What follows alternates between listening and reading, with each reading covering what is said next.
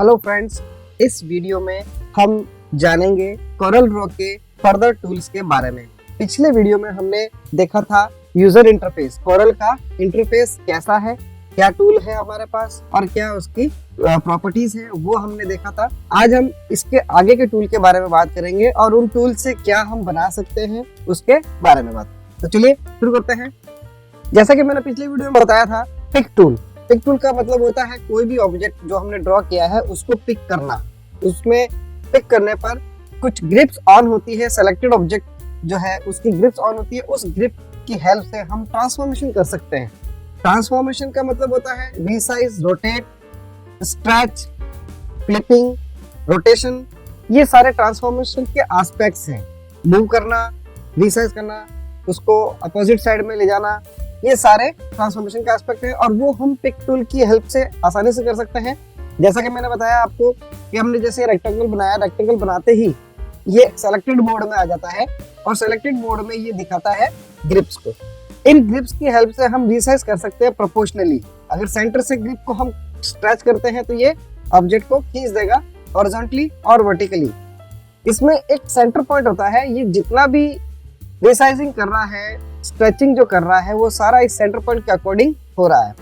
जैसे अब मैं इसको रोटेट करना चाहता हूँ तो मुझे रोटेट करने के लिए इसकी ग्रिप्स को चेंज करना होगा।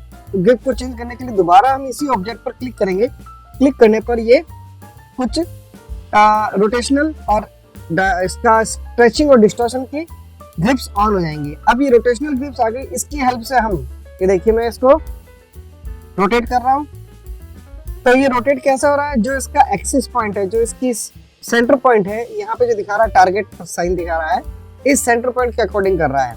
हम इस सेंटर पॉइंट को मूव कर सकते हैं, जिस पोजीशन पर भी ले जाके मूव करते हैं। जैसे मैंने यहाँ मूव किया तो इस एंगल से, इस कॉर्नर से, इन ग्रिप्स की हेल्प से, रोटेशन ग्रिप की हेल्प से इसकी अकॉर्डिंग ही इसके चारों ओर इसको रोटेट करेगा। देखिए जैसा कि मैं ऐसे कर रहा हूँ। दूसरा, यहाँ पे ये जो डिस्टॉर्शन का जो आइकॉन आ रहा है, इस डिस्टॉर्शन से हम इस ऑब्जेक्ट को ऐसे स्ट्रेचिंग कर सकते हैं, डिस्टॉर्ट कर सकते हैं लाइक दिस, मिड ग्रिप को सेलेक्ट करके। तो ये इसको भी ये क्या करेगा, एज पर इसकी डायरेक्शन, जैसे लेफ्ट और राइट डायरेक्शन दिखाई दे रहा है तो लेफ्ट और राइट डायरेक्शन के अकॉर्डिंगली ये इसको स्ट्रेच करेगा। रोटेट करने के लिए हम इसका सेंटर पॉइंट यूज कर रहे हैं। ये सेंटर पॉइंट कहीं भी हम प्लेस कर सकते हैं, ऑब्जेक्ट के बाहर भी कर सकते हैं, इसके अकॉर्डिंग ये रोटेट करेगा। तो फ्रेंड्स, ये था इसके पिक टूल के बारे में कि पिक टूल से हम क्या कर सकते हैं। सिंगल ग्रिप, अगर सिंगल सेलेक्ट करते हैं तो जो ब्लैक कलर की जो ग्रिप्स आ रही है इनकी हेल्प से हम स्ट्रेच कर सकते हैं। बीच में से पकड़ के इसको हम मूव कर सकते हैं। एक बार हम इसको वापस क्लिक करते हैं सेलेक्टेड ऑब्जेक्ट को तो ये बताता है इसकी rotational grip. In rotational grips की हेल्प से हम इसे ऑब्जेक्ट को from its centre point rotate कर सकते हैं। ठीक है, तो ये तो हुआ कि इस एरो टूल, ये पिक टूल जो है इसका रोल। इसको अब हम दूसरा टूल लेते हैं, free hand tool. Free hand tool काम आता है फ्री हैंड लाइन ड्रॉ करने के लिए। तो मैंने जैसे लाइन टूल लिया, फ्री हैंड टूल लिया और लेफ्ट क्लिक प्रेस करके रखेंगे, ड्रैग करेंगे और फ्रीक्वेंटली ये ऐसे लाइन ड्रॉ करने का।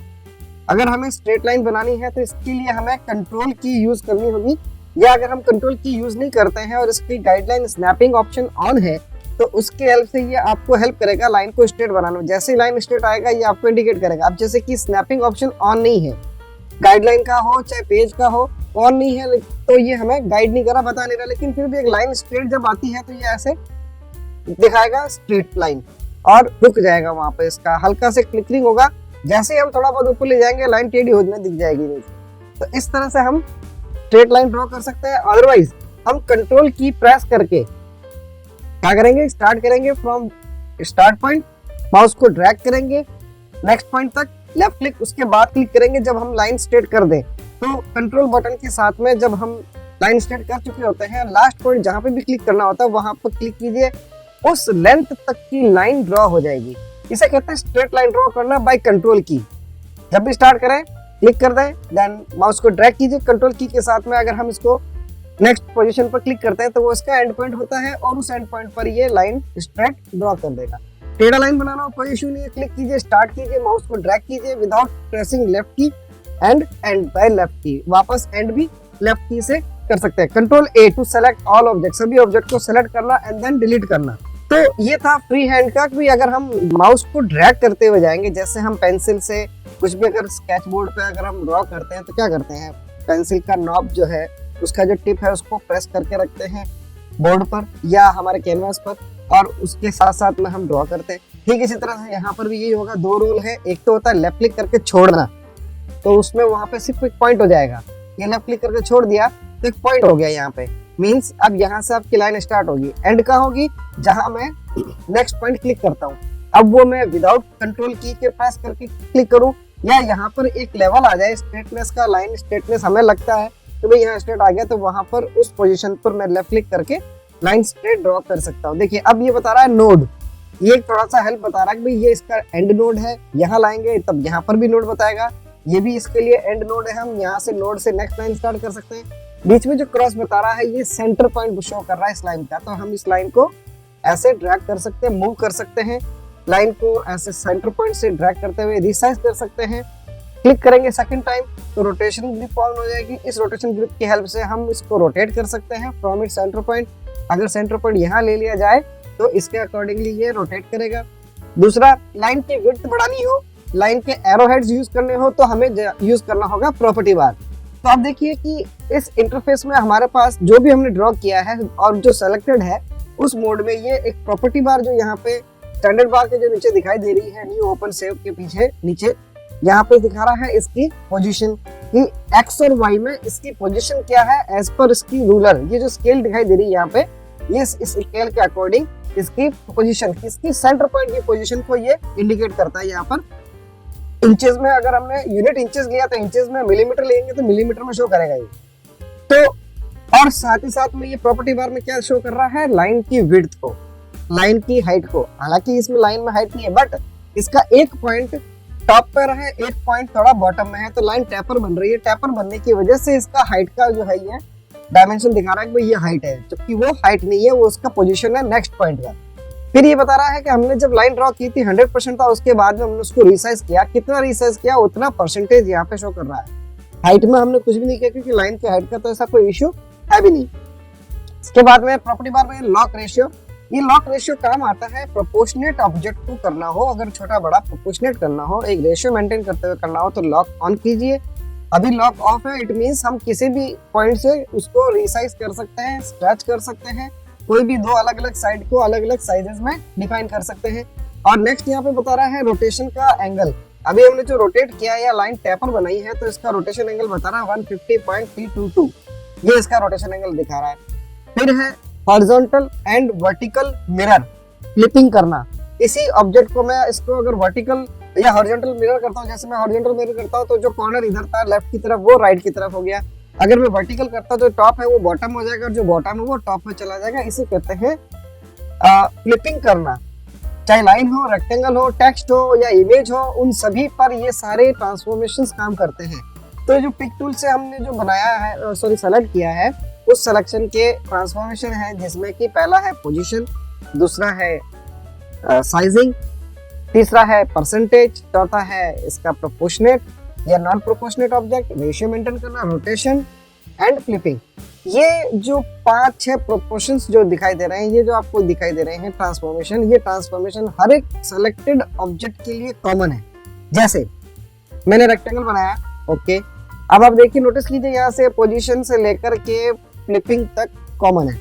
अगर मैं सर्कल बनाता हूँ तब भी, पॉलीगॉन बनाता हूँ तब भी, ये these all are drawing tools. अभी हम जो ये जब बना रहे हैं तो ये देख रहे हैं, तो क्या है, ये सारे ड्राइंग टूल्स हैं और उनकी हेल्प से हम उन ड्राइंग टूल से रिलेटेड ऑब्जेक्ट ड्रॉ कर रहे हैं।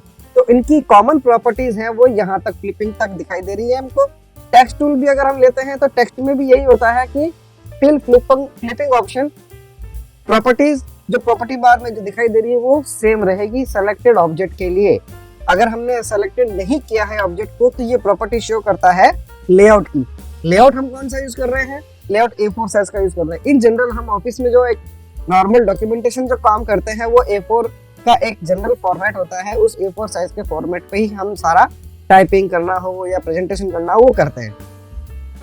तो उस लेआउट की जो प्रॉपर्टी है वो ये यहाँ शो करता है। जैसे कि हमने कोई भी ऑब्जेक्ट सेलेक्ट नहीं कर रखा है तो ये बता रहा है लेआउट की प्रॉपर्टी को। लेआउट की प्रॉपर्टी में क्या, A4 उसका साइज, उसका ओरिएंटेशन, जिसकी बात हम पिछले वीडियो में कर चुके हैं। ओरिएंटेशन के साथ साथ में इनका जो है order, sequential order, random order, units हम यूज करते हैं इंचेस, मिलीमीटर, सेंटीमीटर, फीट। वो डिजाइन पर डिपेंड करता है। अगर आप कोई एक छोटा सा विजिटिंग कार्ड की ही डिजाइन कर रहे हैं, जैसे बिजनेस कार्ड हम डिजाइन कर रहे हैं, तो उसको हमने इंचेस में ले लिया। अगर हमारे पास डायमेंशन सेंटीमीटर में, तो हम सेंटीमीटर में ले सकते हैं। मैगजीन का इंचेस में लेते हैं, कई जने इसको सेंटीमीटर में भी यूज करते हैं। तो वो डिपेंड करता है आप क्या यूज करना चाहते हो, वो यहाँ से चेंज कर सकते हो। लेकिन अगर आप चाहते हो कोई बड़ा बैनर बनाना है, बड़ा फ्लैक्स के लिए कोई डिजाइन तैयार करना है, तो उसके लिए हम यहाँ पे यूनिट फिट कर देंगे, क्योंकि वो 10 फीट पे 8 फीट की साइज में बनाने होते हैं। तो उसके लिए हमें अगर एग्जैक्ट साइज चाहिए, तो हम यहाँ पे इसका यूनिट जो है फिट में यूज करेंगे, और जो भी वैल्यू लिखेंगे यहाँ पर वो फिट में ही एंटर होगी। साथ में नज ऑफसेट दे रखा है। नज ऑफसेट का मतलब होता है कीबोर्ड की जो 4 कीज हैं, एरो कीज हैं, इन एरो कीज की हेल्प से ऑब्जेक्ट को कितनी पोजीशन पर मूव करना है। 0.01 ले रखा है। तो जब हम किसी ऑब्जेक्ट को सेलेक्ट करेंगे, तो इतने पोजीशन पर एक बार क्लिक करने पर एरो की पर ये ऑब्जेक्ट को उतने डिस्टेंस पर मूव कर देगा। तो जैसा कि अभी 0.01 बता रहा है, मैं इसको सेलेक्ट करता हूँ स्टार शेप को, और मैं एरो की प्रेस करता हूँ 1 टाइम, तो ये एक बार में हल्का सा इसको मूव करके रह गया। मैं वापस डिसेलेक्ट कर लेता हूँ ताकि इस लेआउट की प्रॉपर्टी में आ सके। 2 इंचेस, अब मैंने कर दिया 2 इंचेस। नाउ सेलेक्ट स्टार, और इसको एरो की से मैंने एक बार प्रेस किया, तो ये 2 inches from its centre point move हो गया। अगेन 2 इंचेस, अगेन जितनी बार आप दबाएंगे उतनी बार ये 2 इंचेस पे हॉरिजॉन्टली, वर्टिकली इन एरो की हेल्प से हम इसको एक डायरेक्शन में, जो फिक्स डायरेक्शन है उसमें हम मूव कर सकते हैं। ये इसका रूल है नज ऑफसेट का। इसको हम नज ऑफसेट कहते हैं, नज डिस्टेंस कह सकते हो आप। फिर इसके बाद में है एक्स और वाई डिस्टेंस डुप्लीकेट। जो भी हम ऑब्जेक्ट को डुप्लीकेट करें, एक्स और वाई में इतने पोजीशन पे जाना चाहिए। तो ये लेआउट में हमने पहले से ही डिफाइन कर रखा है। तो जब हम कोई भी ऑब्जेक्ट को सेलेक्ट करते हैं, तब कंट्रोल डी करना पर ये उस ऑब्जेक्ट को डुप्लीकेट करेगा उस एक्स और वाई डिस्टेंस पर। तो एक्स और वाई डिस्टेंस करेगा 0.25 to the x, 0.25 to the y. तो एक्स और वाई, एक्स जो होता है लेफ्ट साइड की तरफ ड्रैग करेगा, और वाई का मीन्स है ये इसको ऊपर की तरफ मूव करेगा। ये तो दोनों वैल्यू दे रखी है, तो एक डायगोनल पोजीशन पे जाएगा। सेलेक्ट करते हैं, कंट्रोल डी करने पर एक diagonal position 0.25 control D is the shortcut for duplicating a object. किसी भी ऑब्जेक्ट को डुप्लीकेट करना हो उसके प्रॉपर डिस्टेंस पर, तो ये कंट्रोल डी का रोल है। इसको हम फिक्स भी कर सकते हैं, जैसे हम चाहते हैं कि ये ऑब्जेक्ट हॉरिजॉन्टली डुप्लीकेट हो 0.50 पर, लेकिन वर्टिकली ना हो, तो लेआउट प्रॉपर्टी बार में जाएंगे और y की वैल्यू 0 कर देंगे, और x की वैल्यू पर मैं कर देता हूँ 1 इंचेस। इस ऑब्जेक्ट को हर 1 इंच पर डुप्लीकेट करे। कब? जब हम सेलेक्ट करके ऑब्जेक्ट को कंट्रोल डी करते हैं, तब। ये देखिए, इस तरह से हम वर्टिकली, हॉरिजॉन्टली, अब इस पूरी लाइन को भी मैं कर सकता हूँ। ये एक पूरी लाइन साइड की तरफ इसने डुप्लीकेट कर दिया 1 इंच। मैं चाहता हूँ नीचे की तरफ हो जाए, तो क्या करेंगे, वर्टिकल वैल्यू को हम असाइन करेंगे और हॉरिजॉन्टल को कर देंगे 0। वर्टिकल करता हूँ, अब मुझे नीचे की तरफ चाहिए तो मैं माइनस प्रेस करूंगा। ऊपर के लिए प्लस साइन जरूर नहीं है, आप डायरेक्ट इसकी पॉजिटिव वैल्यू लिख दीजिए। तो मैंने लिखा है -1 मीन्स नीचे की तरफ इस पूरी सेलेक्टेड लाइन को कंट्रोल डी करने पर डुप्लीकेट कर दे नीचे की तरफ। ये देखिए, अब मैं जितनी बार कंट्रोल डी करूंगा उतनी बार उससे आगे का, ये देखिए, मूव करता जाएगा और डुप्लीकेट भी करता रहेगा। ये इस डुप्लीकेट डिस्टेंस का रोल है।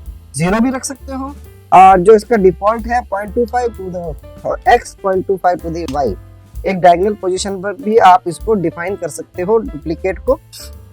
इसके बाद में है field and non field object. अभी जब भी हम कोई ऑब्जेक्ट पर क्लिक करते हैं, जैसा मैंने ऑब्जेक्ट पर नहीं किया, लेकिन इस रेक्टेंगल के इनर पार्ट पे क्लिक करता हूँ, फिर भी ये ऑब्जेक्ट सेलेक्ट हो रहा है, क्योंकि ये यहाँ पे प्रॉपर्टी बार, जो लेआउट बार है, उस लेआउट बार में इसकी प्रॉपर्टी सेट कर रखी है ट्रीट एज फील्ड। जब भी हम कोई एम्प्टी ऑब्जेक्ट को सेलेक्ट करते हैं और उसकी लाइन को सेलेक्ट नहीं करके उसकी जो एम्प्टी एरिया पे क्लिक करते हैं, तो वो ऑब्जेक्ट सेलेक्ट हो जाना चाहिए, अगर हमने यहाँ पे ट्रीट एज फील्ड कर रखा है तो। अगर नहीं करते हैं तो देखिए, अब मैंने इसको ऑफ कर दिया है लेआउट बार में, इसको मैंने बंद कर दिया है। अब बंद करने पर मैं चाहता हूँ कि भी इसको बीच में से पकड़ के मूव करूँ, तो ये पकड़ में नहीं आएगा, ये ऑब्जेक्ट सेलेक्ट नहीं होगा। इसके लिए हमें क्या करना होगा, पर्टिकुलर उस आउटलाइन पर क्लिक करना होगा जिससे कि ये सेलेक्ट हो सके। ये इसका रोल है। ट्रीट एज फील्ड को ऑफ कर देंगे तो हमें आउटलाइंस को पकड़कर ही ऑब्जेक्ट को सेलेक्ट कर सकते हैं, अदरवाइज नहीं कर सकते। तो इसको बाय डिफॉल्ट ऑन रखा हुआ है ताकि ऑब्जेक्ट को मिड में से क्लिक किया जा सके और ये ट्रीट करे एज ए फील्ड, लेकिन उसमें कलर नहीं है। हम कलर ऐसे फील करते हैं। अब सपोज कीजिए अगर ये बंद होता तो हमें क्या करना पड़ता है, हर एक ऑब्जेक्ट को ऐसे सेलेक्ट करके लाइन में इसमें कलर डालना होता, इस तरह से कलर फिल करना होता, फिर हम इसको बीच में से पकड़ के कैसे भी करके फ्री हैंडली सेलेक्ट करके मूव कर सकते। तो ये ट्रीट एज फील्ड का मतलब होता है कलर नहीं भी डालना चाहें फिर भी ये ट्रीट करे एज ए फील्ड कलर, ताकि हम इसको इजीली सेलेक्ट कर सकें और इधर उधर मूव कर सकें स्क्रीन एरिया पे। ठीक है, तो ये था लेआउट प्रॉपर्टी के बारे में। और प्रॉपर्टी बार की जो डिफॉल्ट प्रॉपर्टीज है each and every drawing object के लिए या टेक्स्ट के लिए या इमेज के लिए, उन प्रॉपर्टीज के बारे में जो कि है यहाँ पे position, sizing, percentage, lock ratio, rotational and flipping. तो ये थी इसकी कॉमन पिक टूल यानी कि ट्रांसफॉर्मेशन टूल की कॉमन प्रॉपर्टीज और लेआउट की प्रॉपर्टीज। तो ये था इसके बारे में। कोरल ड्रॉ में जो हमने पहले देखा इंटरफेस, उसके बाद में हमने देखा पिक टूल के साथ साथ में हमने उनकी प्रॉपर्टीज, कॉमन प्रॉपर्टीज क्या है, लेआउट की प्रॉपर्टीज क्या है, ये हमने इसके बारे में जाना। ठीक है friends, that's all for this video. Thank you.